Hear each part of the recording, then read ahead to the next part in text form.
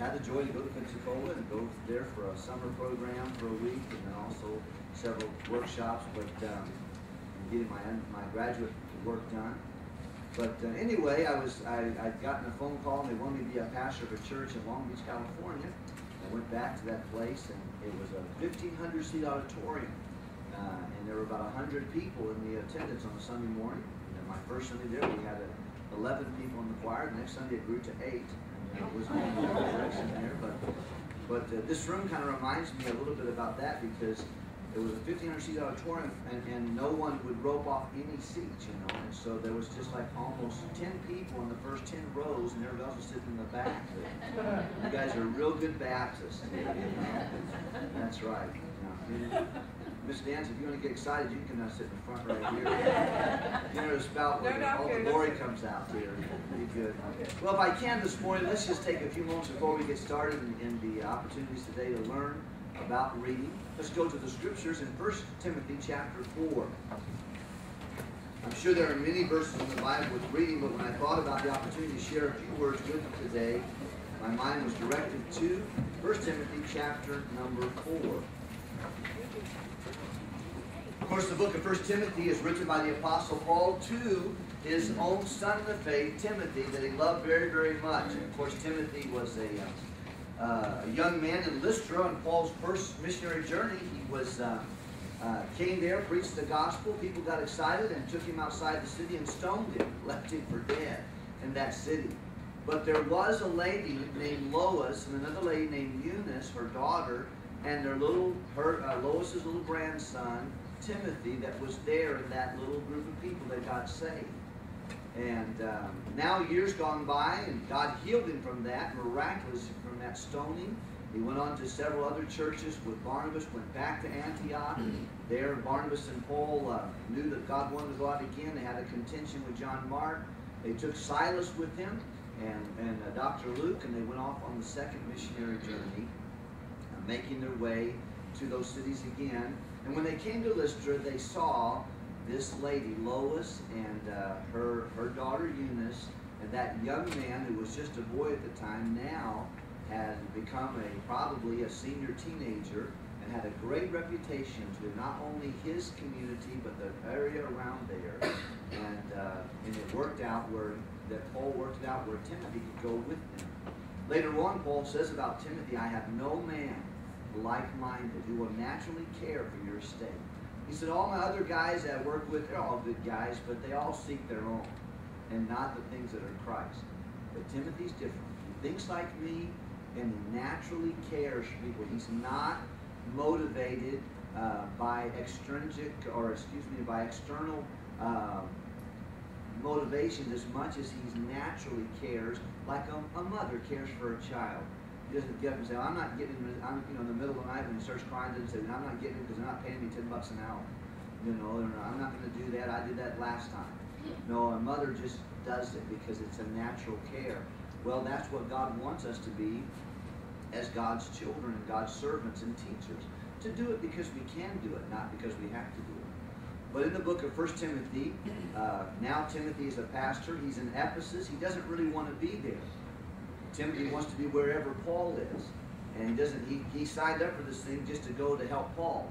And now Paul says, I need you to leave me and I need you to stay at Ephesus because there's some guys there teaching wrong doctrine. And I besought thee, divide still at Ephesus, that you would charge some that teach no other doctrine.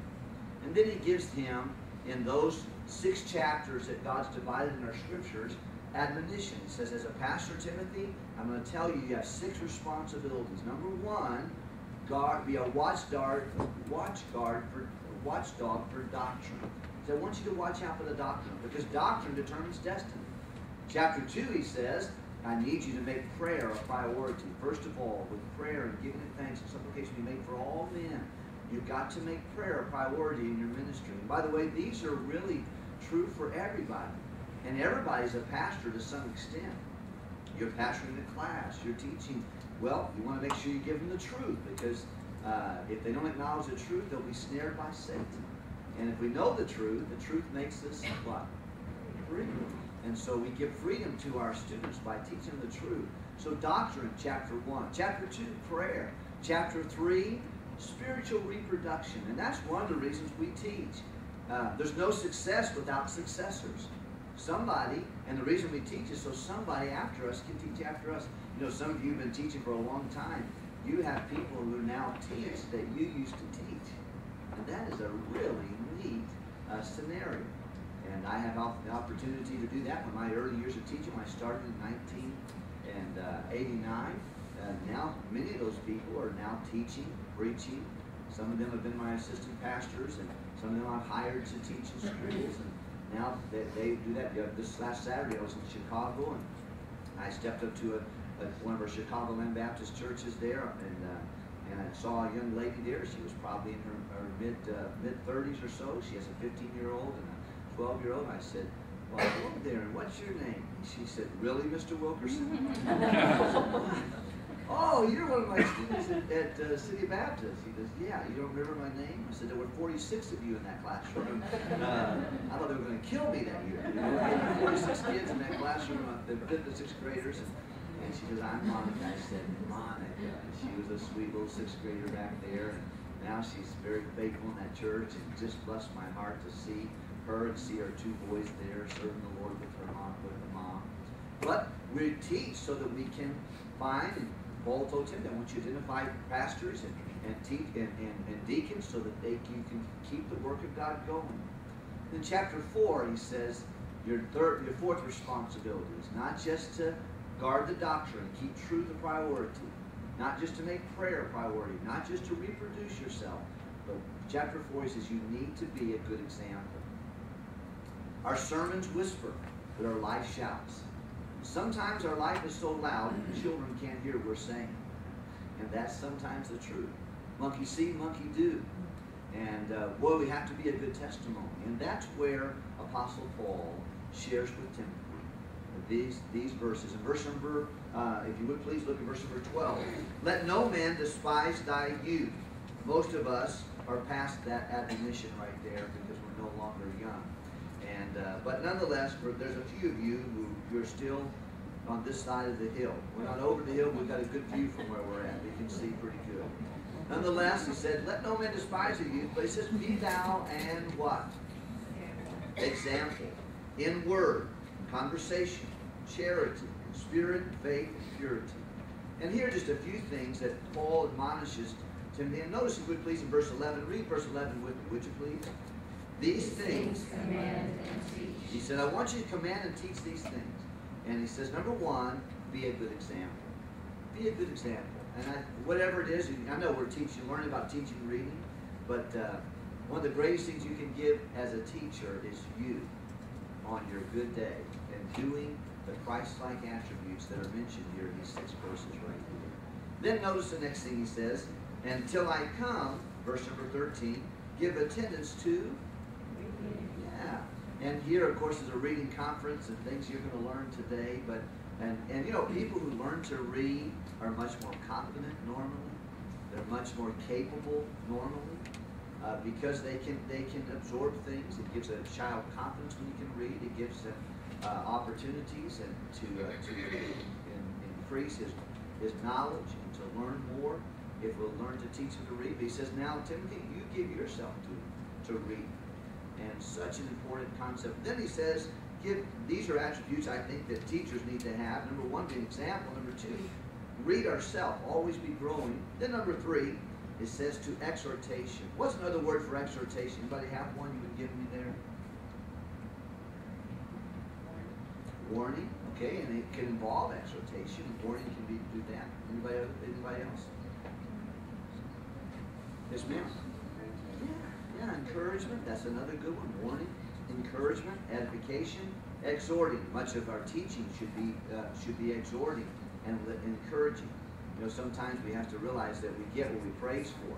You know, and learning to praise and learning to exhort and create a thirst and a hunger in the lives of our students. Number 1, he says, be a good example. Number 2, give attendance to reading. And though we learn about reading here, let's be readers. Number 3, give attendance to exhortation, to building up, to encouraging those within our sphere of influence.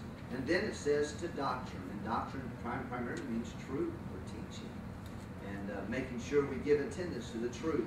And then I want you to notice in verse number 14, neglect not the gift that is given thee, which was given thee by prophecy, by the laying of the hands of the presbytery. This speaks of Timothy's ordination.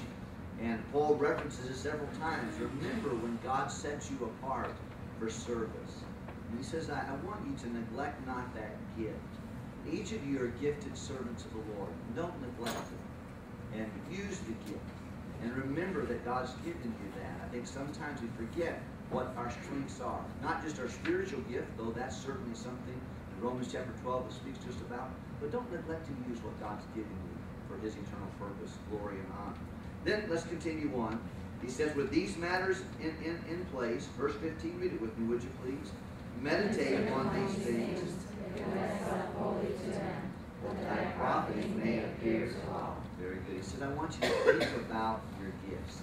Think about think about your responsibilities to be an example, to read, to exhort, to keep truth a priority, and then, of course, to remember what God called you to do and the gift that you've been given. Keep that a priority. And then he said, then your profiting may appear to everybody when you think about that. Meditate upon our responsibilities. And then the last admonition, we'll close here, verse number 16. Read it with me, would you please again.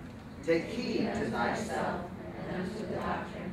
Continue in them. For in doing this thou shalt both save thyself and them that hear thee. He says at the last, he said, Timothy, take heed to yourself. Those of you who have flown airplanes before or gone in airplanes, you'll see they'll do all kinds of instruction, even as simple as attaching your seatbelt. They'll teach you how to attach your seatbelt.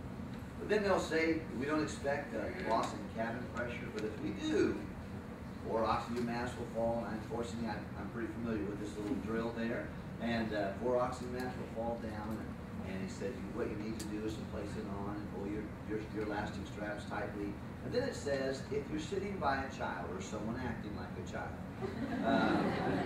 be sure that you put your mask on yourself first, then assist somebody else. You know, that is something that it might sound selfish. Someone might say, well, good night, that's ridiculous. You ought to be helping people on that airplane before you help yourself. But if you don't help yourself first, you're not going to be, you're going to be laying in the aisle, people will be walking over you, trying to help somebody else. And the truth of the matter is that's the same in Christianity. Paul says oftentimes, take heed to thyself. Take heed to your own walk with God, to your own family role, whatever role you play in your family. And then take heed to your own personal purity. Purity of morals, purity of motives. Those are things that we must do if we're going to be servants of the Lord. And once again, our life shouts. Our sermons whisper. Sometimes people don't remember everything that we say, but they do remember what we do. And they remember what we are. May God help us with these thoughts. Thank you for being here today. Let's go to the Lord in prayer, and then I'll turn it over to the program. Dear Lord, thank you for these precious ones who've come today. And I thank you even more so for the literally hundreds and thousands of recipients of the things they'll learn today that will receive the truth, the help. Thank you, Lord, for creating an interest in our hearts to learn. And then I pray God would help us to pass it on. Thank you, Lord, for Ms. Wieler coming as a very busy administrator now, taking time to come and to participate in this event is an honor for us. I pray that you would please help her and give her strength of voice and mind. And I pray that you would help us as we listen and learn. I pray that we would apply the things that we learn so that, Lord, that many, many children, their families, and their future can be enriched because of what you have for them in their future. I pray you please help us. We love you, Lord. Help us to be godly servants that look to you, love you, and we ask this in Jesus' name. Before this winter comes, can I inquire as to your comfort? Is it too cold? How many are too cold? Well, how many are too hot? How many are like Goldilocks? You're just right. Yeah. You got a lot more just right there, brother. Right, exactly. You know, drink on hot coffee.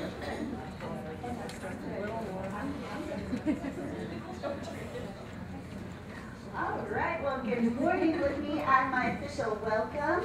My name is Kim Wieler, and I am thrilled to be here. I'm from Pensacola, Florida, so I didn't get to bring too much warm weather, but I'm enjoying the rainy weather that you all have for me.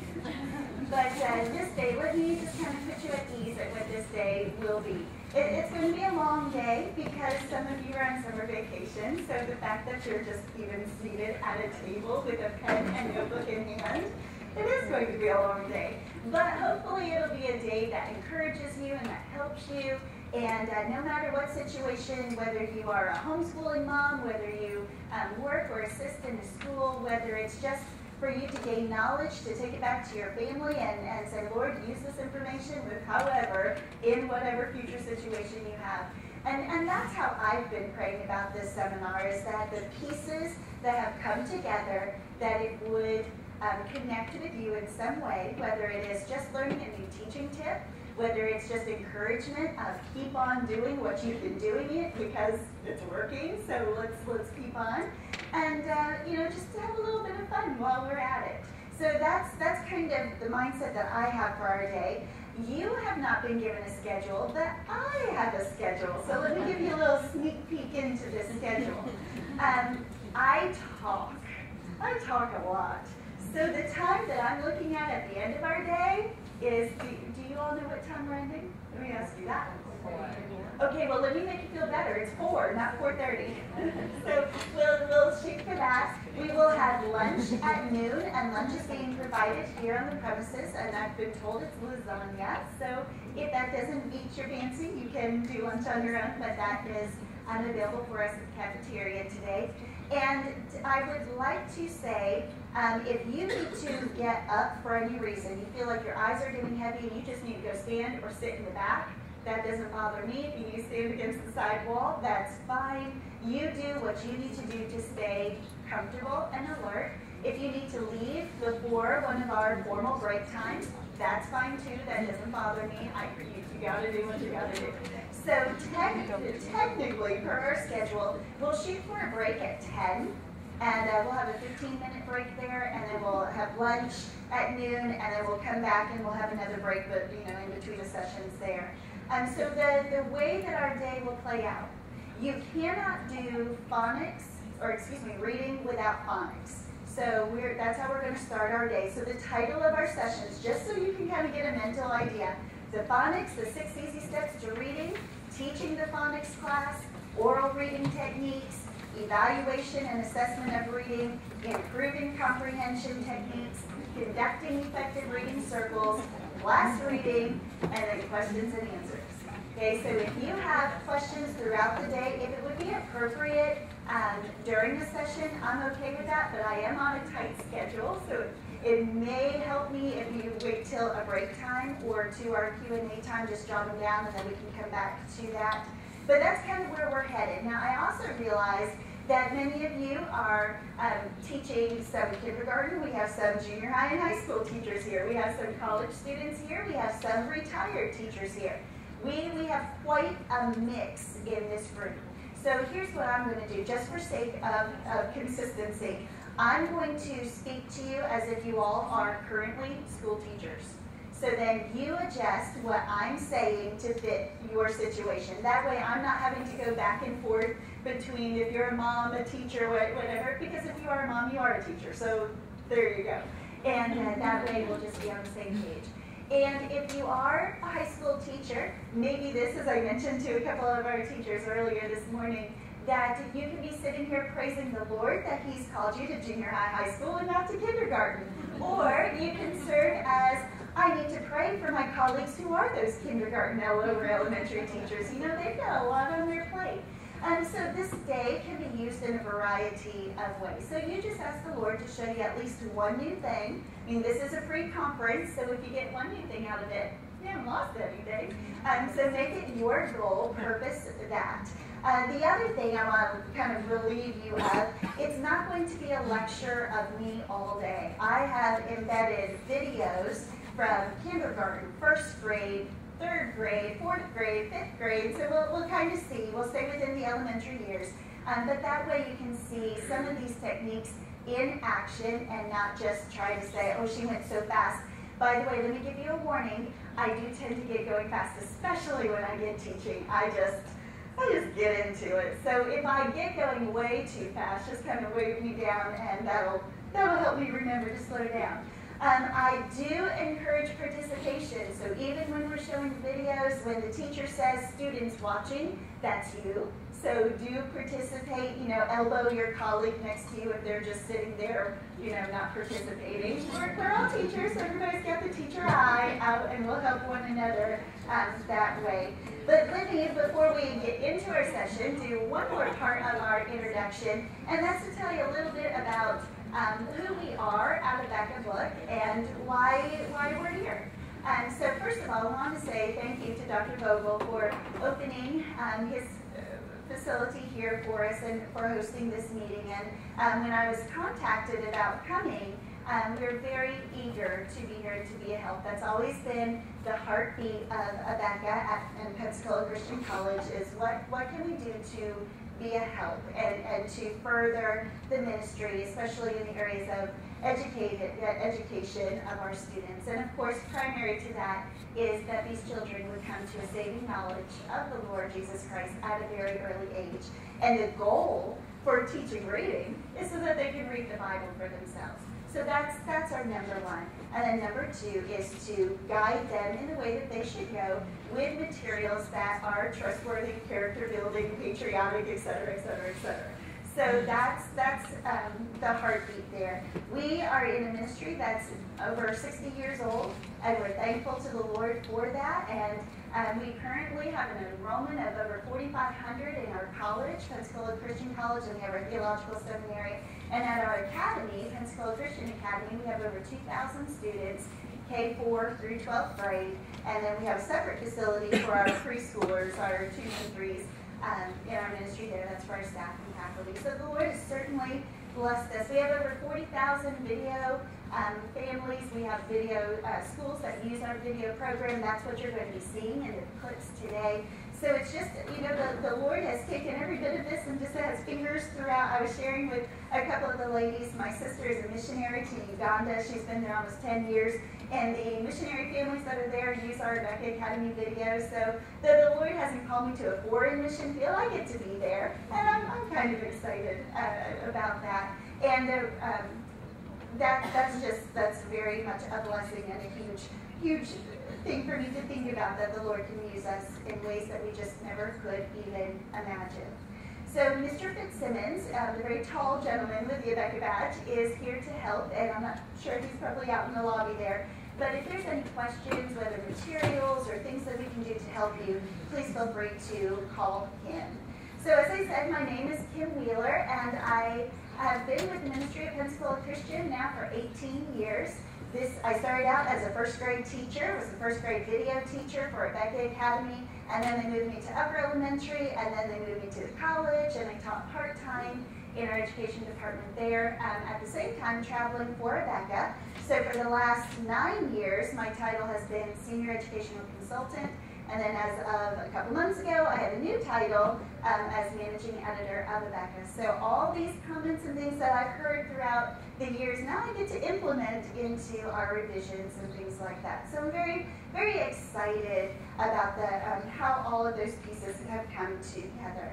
So I want you to know I've been where you are, eager for a new year. It's June. I know you don't want to think about that until August, the class list that you might have. But you know what, we always need to be continually preparing ourselves. And I don't know about you, but I can't go into a dollar store, even now that I've been out of the classroom for several years, and not look at stickers or stamps or, just paraphernalia that, I could use that in my classroom, I could use it for this or I could use it for that, and then I remember, I don't have a classroom. Can I use it in my Sunday school class? I have 50 minutes with first graders in Sunday school, and boy, they get all kinds of things because that's my one teaching outlet now. But you know what, it's exciting times. And whether you are new to using ABECA book curriculum, maybe you are not going to be using ABECA, you can learn things from it, things that have worked throughout the years, and we want to share that with you. So again, an open mind. But a prayer, Lord, may I be that vessel ready to be used to the fullest of your service. And I think we would all be kindred spirits in that regard. So let's get going to the next slide here. That was all introduction. You can kind of get used to my rate of speech and how we'll go. But our goal, you see, to make this year a delightful learning experience. Even past that, to give help and guidance for everything phonics and reading. That's where we'll go.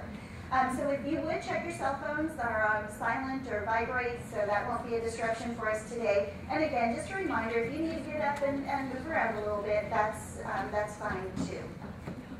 So I think we are ready to begin, but let me find out from you, just by show of hands, how many of you are currently in a situation where you are working with preschool, kindergarten children? Okay, a few hands. How about lower elementary, first, second grade? Okay, upper elementary, 3rd through 6th grade. Okay, where's my junior high school people?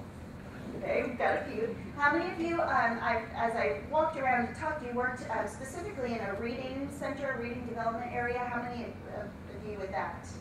Okay, homeschool moms are here, wonderful. And anybody else that I haven't covered in this, but you're just hoping to get as much as you can about teaching reading? All right, very good, very good. So why don't we do this? Since you've been seated for a little bit, why don't you scoot your chairs back? And go ahead and stand. And I'm going to do something with you. What you need to know right now is I cannot carry a tune. And I know I cannot carry a tune. When they asked me to do the first grade video, that was my first question. What about the singing? And they said, oh, don't worry, Miss Wieler. We have a CD for you. So literally, on these videos, anytime there needs to be music, they mute my microphone and they feed the CD. So I cannot sing, but that's not going to stop us today. So this is to the tune, If You're Happy and You Know It, Zip Your Lips. Okay, you ready? And so it goes with, if you're loud and you know it. If you're loud and you know it, zip your lips, zip, zip. If you're loud and you know it, zip your lips, zip, zip. If you're loud and you know it, then your mouth will surely show it. If you're loud and you know it, zip your lips, zip, zip. If you're quiet and you know it, go like this. If you're quiet and you know it, go like this. If you're quiet and you know it, then your mouth will surely show it. If you're quiet and you know it, go like this. If you're happy and you know it, clap your hands. If you're happy and you know it, clap your hands. If you're happy and you know it, then your face will surely show it. If you're happy and you know it, clap your hands. Stretch up, stretch down, turn around, sit down. All right. Now, is there anyone here that did not receive a phonics brochure? If you didn't get one of these, would you raise your hand? All right, good. Looks like everybody has it, and you've got a notepad, a paper that's been provided for you. So again, the intent is, the expectation is not that you would copy everything down that's on the slide. You write down what's important to you, and then we'll be good to go. And we'll have a few more of those songs throughout the day. So phonics, the key to reading. Phonics certainly is the key that unlocks the door to reading. You lay the foundation. Teach students that letters have names and sounds, and when you put these letters together, words are formed, and that's how excited they get, because you're taking the guesswork out and you're instilling confidence in each reader. So that's our purpose. Phonics is the most logical way to teach a child to read, because 85%, it's technically 87% of the English language is phonetically based.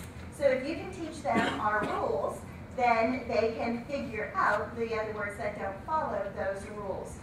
The brochure that you have in your hand is a downloadable item on Abeka.com, and the reason this is helpful, if you have new students into your classroom, for example, let me just say a scenario here. Imagine you've just enrolled your child in my classroom, and now we're doing maybe a 3-week parent-teacher conference, and in those 3 weeks I recognize that your child is struggling with blending. So I say to a parent, well, could you help your child with blending, and that will help him read 1 vowel and 2 vowel words, and there's a rule that goes with it, and the rule is there's 1 vowel in the word, it usually says it's short, so I would mark it with a smile. Tell that to your child, he'll know what it means. I've just lost that parent, right? What are the words? Blends, 1 vowel rule, mark it with a short sound, or what does that mean? So if you have opportunity to meet with parents who really want to work with their children, they sincerely do, this brochure is a helpful piece of literature to just hand to them, put into their hands, and that way they have the terms, and you can show them, just like you would a child, how to teach the process of reading. So what we're going to do is go through these 6 steps. I'm going to use visuals that you would teach, how you would teach through the 6 steps of phonics. And the first one there, number 1, is to learn to recognize the short vowels and their sounds. It's a letter picture association. With our short vowels, if I have a child who looks at the letter A and cannot remember it, I could say, well, what is this a picture of? You see on your brochure an apple. The child says apple. What sound do you hear at the beginning of apple? Ah. So now I've just helped him to figure that out. But we need to teach children what the letters look like, their shape, their sound. This is capital I. He's a tall man with a hat and shoes. This is little I. He's a short man with a dot on top. So capital I, little I. When I am teaching them what the letters look like, I will also say I says it. Everything that you're going to hear me do today is repeated in 3s. Because if I have an above average child, they'll get it the first time I say it, but a below average, by the 3rd time I've said it, now they're with me. So I says it, and I'll point to my mouth so they know where the sound is coming from. But what I'm also going to do is lay the groundwork for a blend. A blend is a consonant and vowel sounded together at the beginning of a word. So notice the picture that has the green arrow on our slides. I would say to a child, what is this a picture of? You would say, okay, by the way, if my hand comes out to you like this, I'm inviting you to speak. That was my routine in my classroom, and I don't even realize I do it. So if you say, why is she putting her hand out? That's what I want you to do, to go ahead and participate that way. So you would say, it's a pig. Do you hear it in pig? Pig. Now those of you that know how to teach blending, you know what I've just done. I didn't say it, because that's not how I teach a child how to read. I'm going to teach them to put those beginning sounds together. So when I said, do you hear it in pig, pig, I'm already preparing them for how to learn to read. So let's do this one. What is this a picture of? Do you hear it in chick, chick? Okay, now you all are the teachers. You ask me the question. You all say, what is this a picture of? Child says, bib. You say, do you hear it in bib, bib? Again, laying that groundwork. Say, I've never taught it that way before. It makes a difference because now you're already connecting the dots. So we'll use letter picture flashcards, and in fact, we'll use our letter picture flashcards for consonants as well. That's step number 2. Consonant is the majority of our alphabet. There are 5 vowels. The consonants say their sounds clear and crisp. T does not say t, T says t. B does not say b. B says b. It's clear, it's crisp. So what is this a picture of? Tiger. Yes, do you hear t in tiger?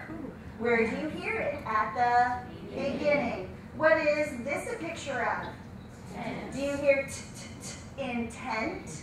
Where do you hear it? At the beginning and at the end. What is this a picture of? Do you hear t in turkey? Where do you hear it? At the beginning. Okay, so I'm going to immediately be drawing them in once I've taught them the letter shape, sound, and what the different letters look like. Oh, by the way, that R that was up on the screen, I am sure if we took a vote, it would probably be 50-50. But the way that we're going to say R is R.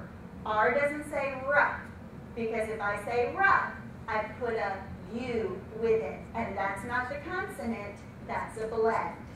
Okay, so clear, crisp sounds. So let's do this. Let's take our large alphabet flashcards where we would teach our vowels, and let's go through the vowels, and then we'll go back to our consonants and kind of make sure we've got the sound. I will teach it like this if I'm a kindergarten teacher. Capital A, little a. A says as an apple. A says a. If I'm a first, second grade teacher, I just simply say A says as an apple. Short A says a. Okay, so there's two different ways. How do I know what to say? Well, if you're using the About the Book curriculum, it writes it out for you, so you don't have to guess. If you're just teaching your child at home, either way is fine. So let's do it the kindergarten way. Ready, begin. Capital A, little a. A says as an apple. A says a. Capital E, little e. E says as an elephant. E says a. Capital I, little I. I says it as an inchworm. I says it. Capital O, little o. O says as an ostrich. O says Capital U, little u. U says as an umbrella. U says When I say A, you say A. A. When I say U, you say U. U. When I say E, you say E. E. I have 5 vowels. What are their names? A, E, I, O, U. What are the sounds of the 5 vowels?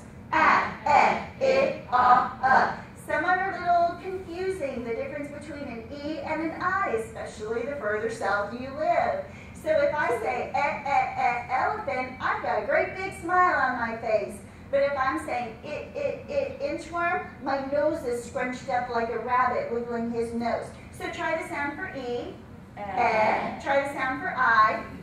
Scrunch up that nose. The sound for aw. Nice round mouth. And the sound for it's kind of like You know, when you don't feel good, you feel That's the sound for you. So you're giving some association with that. And we go through our vowels that way. Take your brochure, and on the second rule, let's just go through the sounds of the consonants. Now, this is actually a kindergarten chart, and these are the order that consonants are introduced in kindergarten. If you teach 3-year-olds, we introduce all the sounds in alphabetical order. When you teach 4-year-olds in 1st, 2nd grade, consonants are introduced in the order of use. The ones that would be seen more widely will come first.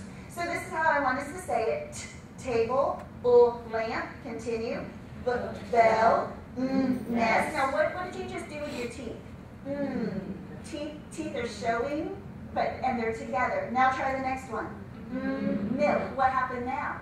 Your lips are together. Say the sound for N. Sound for M. Point these things out. Go up to the letter H, but this time put your hand in front of your mouth and say the sound. Horse.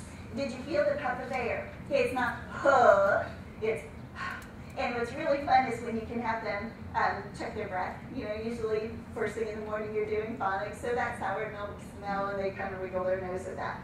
Let's continue. Sun, cat, dog, go. Now put your hand on your throat. Say the sound for G. Good. Do you feel it? Keep your hand there. Say the sound for H. You don't feel it, do you? Say the sound for G. Good. Say the sound for Z. Zzz. It tickles your teeth. Say the sound for V. It vibrates. You feel it on your lips. Students love to have those things pointed out to them. Now, one that is very difficult can be the letter X. X says X, as in fox, box, and axe. How about this one? J says as in Z says as in zebra. Okay, so clear, crisp sounds. Why is that so important? Because if you are ready to teach the vowels and the consonants, now you're ready to teach a child how to read. If you are a 3-year-old teacher, this is where you stop. It's letters all year. It's everything and anything you can do with letters. It's sponge painting, finger painting, sand painting, treasure hunt for letters, looking for objects. You will fall in love with the letter A. Now, I have to tell you a quick story.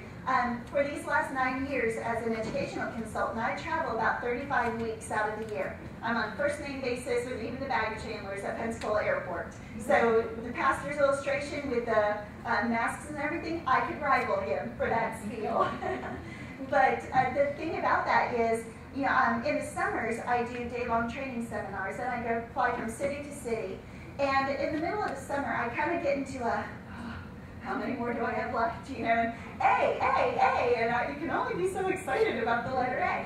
And I was praying. I was in the Atlanta airport, and I was coming down an escalator, and I was just praying, Lord, I'm weary, and it's too early in the summer to be this weary. I need an infusion of excitement and joy for what you called me to do. And no sooner had I got to the bottom of the escalator, I was getting ready to get on the train, and there are two little girls and their mother. And the little girl had asked her mother where we were going, or what concourse they need to go to.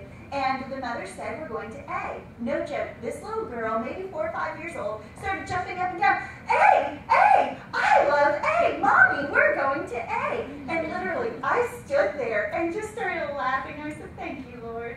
That's because I was heading to a preschool kindergarten session where I needed to be excited about the letter A, and that's what the Lord gave for me right there. And so now, we, again, as teachers, the excitement in the little things in life, and we know that the Lord does that for us. So some of you are thinking, yeah, I'm so glad this isn't what I teach. Now, phonics charts and games, these charts are a great way to review. If you are a kindergarten teacher or second grade teacher, 3 key words with this chart. Name, sound, picture. What is the name of this letter? A. What does it sound? A. What is the picture? Apple. Okay, so if I say name, you say E. sound. How many times? Check where my pointer is. Okay, because in the classroom, I'm going to have a real pointer, and I'm going to do it in mixed order. So watch the laser pointer if you can see that. Sound, name, U. picture, Apple. picture, sound. How many times? Sound, picture, sound, name. What's the letter's name? All right, now you are adults. And you made a little mistake, but that's okay, because what did we just do? We took it out of order, and it actually made you think. So that's, not everything needs to be in order. Mix it up. Name, sound, picture. That really does challenge them, and it keeps them accountable for what they are doing. Okay, now turn the page of your brochure. We're on step number 3. This is learning to blend. A blend, as I mentioned just a minute ago, is a consonant and vowel sounded together at the beginning of a word. Okay, let me get on a little soapbox here. I only have a few that I will get on today, so here's the first one. There are various reading phonics programs out. You know that. I actually was not in a Christian school setting until high school. I grew up in a public school setting, and I have often said to people, boy, if I had had the opportunity to grow up in a Christian school, you think back and like, I'd be so much smarter than I am right now. I have to work really hard at it. But it just wasn't on my parents' radar at that time. And so when they found out about Christian schools, they put my sister and me in Christian school. All that to say, I did not grow up learning phonics. I did the sight word method. I did look, say, where you memorize word families, and that's probably what some of you are very familiar with the word families. When I say word families, this is what I mean. AT words. The AT words, cat, hat, fat, sat, rat, mat, and so on. Okay, so when we teach word families, we're actually teaching children to memorize words, but we're not giving them the tools to figure it out if they have forgotten how to sound or what these words are. So if I'm teaching a sight word family program, a child in the kindergarten, lower elementary years would develop a vocabulary of about 1,500 words. Okay, now that sounds pretty good. But when you teach a child how to blend a consonant and vowel at the beginning of a word, so now I can add any consonant to the end of this ladder in our brochure, and I can read words. It goes from 1,500 words to 24,000 words. Now that makes 1,500 sound pitiful. Why? Because we're teaching children the order of reading. We read what direction across the page? Left to right. So why would we look at the end of a word and then have to tack on a beginning consonant and make them go? That's backwards. Okay, so we're taking what is logical, looking at the beginning, the left, and going to the right. And if I can read sa, then I can read sat, sag, sack. And give me any consonant, and I've got to work. So that's where step number 3, if you're taking notes, put a great big star, smiley face, Even compare your 1,500 to 24,000 words, because this is the secret to reading success. This is the secret to early readers. This is why Habakkuk book, and those that use Habakkuk can say your 4-year-old will be reading at the end of 4-year-old kindergarten and reading 1 and 2 vowel word stories. We can say that because you're teaching this process. Okay, that's my soapbox.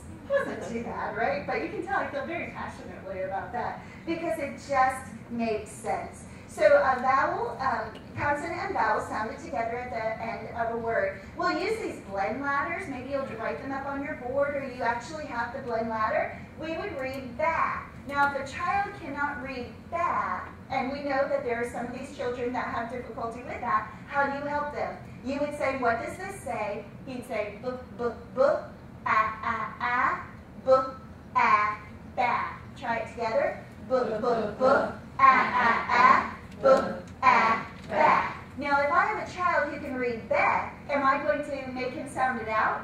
No. The faster, I want him to read ba, ba, bi, ba, ba. But some, they're not going to get to that process right away. So that's where I can take my letter picture flashcards. M says, ma.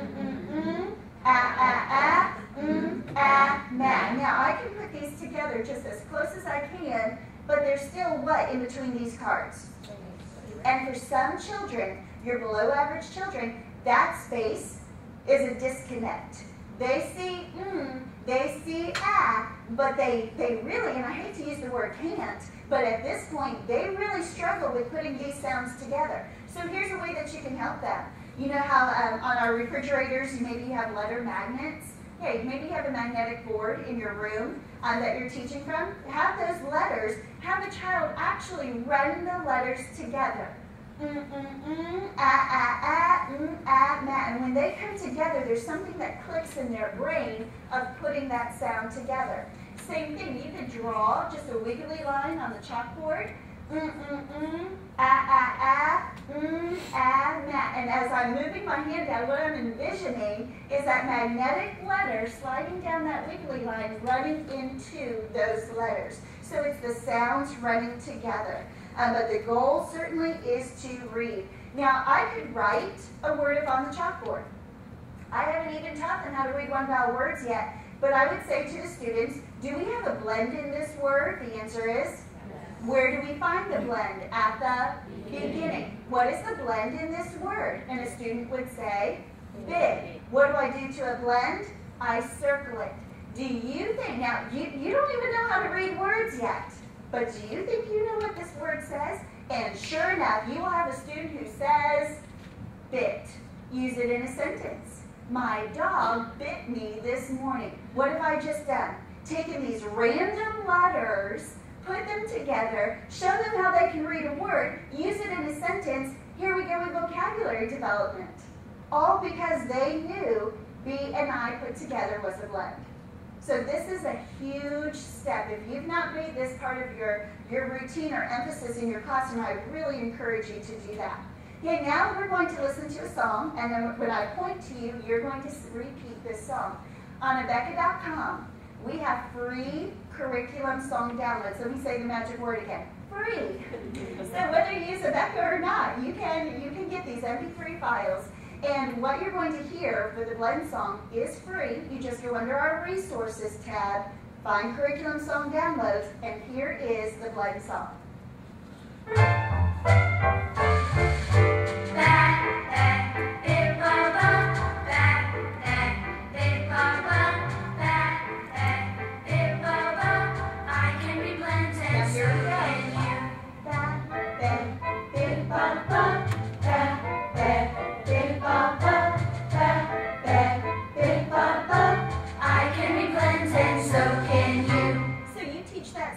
You know what your children are going to be doing when they go home or out at recess?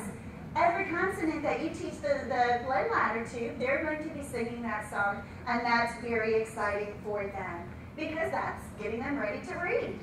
Oh, by the way, can I show you with a blend ladder? Let me go back to this screen. A lot of times when you have a blend ladder up, take your letter picture flashcards and you can just stick it at the end of a blend. So even before you've taught them how to read, I can just say, what's this blend? Big. Can you make a word bip. Now, is that a word? No. And when you do this, bap, bip, bip, bop, bop, they're nonsense, right? But even that process, you're teaching them how words are formed. So keep that as an idea when you are spurring their memories into what a blend is. Blend A cards, maybe you have some red ones, maybe you have the green ones, but do them in mixed order after you've taught them. So I would say, ah-ha, ha-ha-ha. Ready, begin. Ah-ha, ha-ha-ha. Eh-heh, heh-heh-heh. Eh-heh, heh-heh-heh. Ah-ha, ha-ha-ha. Uh-huh, ha-ha-ha. Say them with me. Ready, begin. Ha, he, he, ha, ha. Notice I'm pulling my cards from the back to the front. That means I can see what you're getting ready to say. If I went from the front to the back, my eyes are on my cards, and I've just lost eye contact with my students. So prepare your flashcards so that you can flip from back to front. With these blends, as much as possible, say, oh, and we have a little bug joining us. Distracted moment there. So I would say to a child, what is this blend? They would read gaw. Can you think of a word? What is this blend? Red. Can you think of a word? In fact, give me a word. Red. Use it in a sentence. I like the color red. So I may have a couple of these up on the board, and I would say, I'm thinking of the blend in the word, and when I teach two-vowel words, I could say read. And then they would have these to choose from to find that blend. So good opportunity for your questions there. And the Blend A cards are very helpful. This is a 4-year-old book and a 5-year-old book. Notice even where they're practicing blends. They get to take it home. And if you've taught them the blend ladders and how to figure it out, when they take these home, then they can teach their parents what they are learning. So that brings us to step number 4. Step number 4 is our one-vowel word rule. It's there in the box. Would you join me in reading it together? When there is one vowel in a word, it usually says its short sound. Let's add something. We mark it with a smile. Now for kindergarten, that's going to come later on in the year, but for first, second graders, it will start from the very beginning. Let's say the rule one more time. When there is one vowel in a word, it usually says its short sound. We mark it with a smile. Okay, so the ladder of words that you see here, look at that first word. If I am a student reading it like this, bib, will you say, good job? I am so glad you're shaking your head no. Now, obviously, I said the word correctly, but did I get there the right way? No, so if you hear a child do this, say stop, what's the blend? Because if you let them sound out each individual letter, you have just defeated the whole purpose of step number 3. And what happens if you look at the word pan, if a child says, nah, have you ever wondered why children reverse their letters? It's because you're sounding them out individually, and so the last sound in their brain is a lot of times what they put at the beginning. But if you have emphasized the blend, that's the stronger sound, and that's what is memorable. So let's go to the third word, sounding it out correctly. Den. Lad, lad. Now, if I'm a child who reads bit, are you going to make me sound it out? No. Reading is the goal. So always, as you see up on the screen, putting that blend, tap, tap, is the most important. So if I have a child who is struggling, he sees this word, and instead he looks at me with this plea of, help me, I can't read this word. Do I say, oh, the word is hat?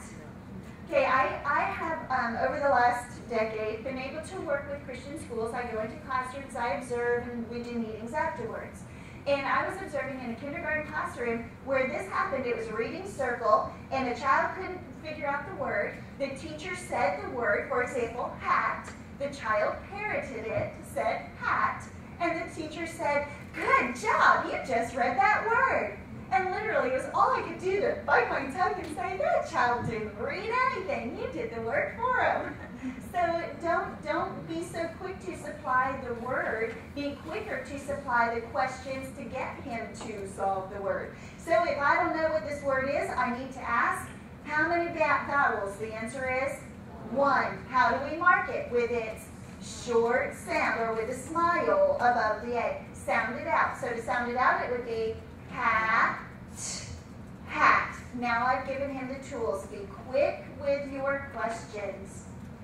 You may also use the one vowel word cards. These are great to work on blends. You can pass them out even before they've read the words and say, I'm looking for the blend, ba. And the child who has this card would stand, can you read this word? And find it there. And then once they have the one vowel word rule, you can review these flashcards with them. Oh, let me back up. What two letters here often get confused? The B and the D. Let me give you a memory clue. That's a term that I use just in ways that we can help children remember. A B, this is a bat hitting the ball. This is the dog chasing the stick. Okay, so I actually had visuals of a baseball bat and a baseball, and I put them together so it made the B. And then I had a floppy-eared dog and a great big stick in his mouth. So if I had a child who would read this as dead, which is a word, and a word that wouldn't raise any flags because he's thinking it's right and it's a word he knows, instead of saying, oh no, the word is bed, and not helping him remember, I would say, is it the bat first or the dog first? He would look at this and he would say it's the bat first. So what letter is this? B. Read the word bed. The same thing, is it the bat first or the dog first? I promise you it will make a difference because that's something the child can visualize, and it's something that they will be able to answer or ask themselves on their own. Now step number 5 is our long vowels and two vowel word rule. Long vowels are letters that just simply say their names. Okay, so we have A, acorn, E, eagle, I, ice cream, O, open, U, uniform. They simply say their name. Now the term long sound, to a young child that's very confused. What does that mean? So when I use the long sound and name interchangeably, everybody has a name. Your name is Sarah, your name is Christina, I call you by your name. What is this letter's name? You. I have nobody missing it. But when I use the term long sound, which they need to know, sometimes for a below average child that's harder. So you can use name, long sound interchangeably. So once I've taught the long vowels, now I can teach the two vowel word rule. We're on step number 5. Let's read it together. When there are two vowels in a word, the first vowel says it's long sound, and the second vowel is silent. Now, would you look up at me as I do it and notice the hand motions? When there are two vowels in a word, the first vowel says it's long sound, the second vowel is silent. The reason I do those hand motions, because look how we mark a two vowel word rule. The first vowel says it's long sound with a stick, and the second vowel is silent. When we are teaching the two vowel word rule, you've got to get them into the habit of looking at the vowels. On your page here, in our list of words, the first one is team. What would children do though? They may say tam, because they didn't look at the number of vowels. So that needs to be your question.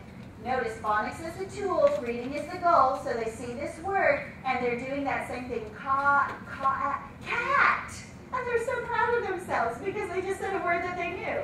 Well, you want to praise them, but they didn't get it right, so how do you help them? How many vowels? The answer is 2. How do we mark it? With a stick and a slash. Sound it out, they would read coat, coat.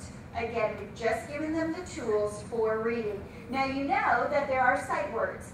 The, from, do, I, as in capital I.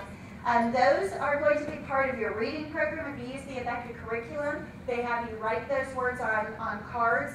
There are words that don't fit any phonetic rule. They are called sight words. You just have to memorize them. And by the way, did you notice how I pronounced this? I said the tree, the cat, the acorn. What's the difference? Okay, so if it's a short vowel, if the precedes a word that begins with a consonant rather, it says the. If it precedes a word that starts with a vowel, it says the. You have to help them be detectives. The same thing with the sight word a. It's not a tree. We're not going to go to a park. We go to a park. Sight word a says a. Again, one of the joys of our English language. 2 word cards.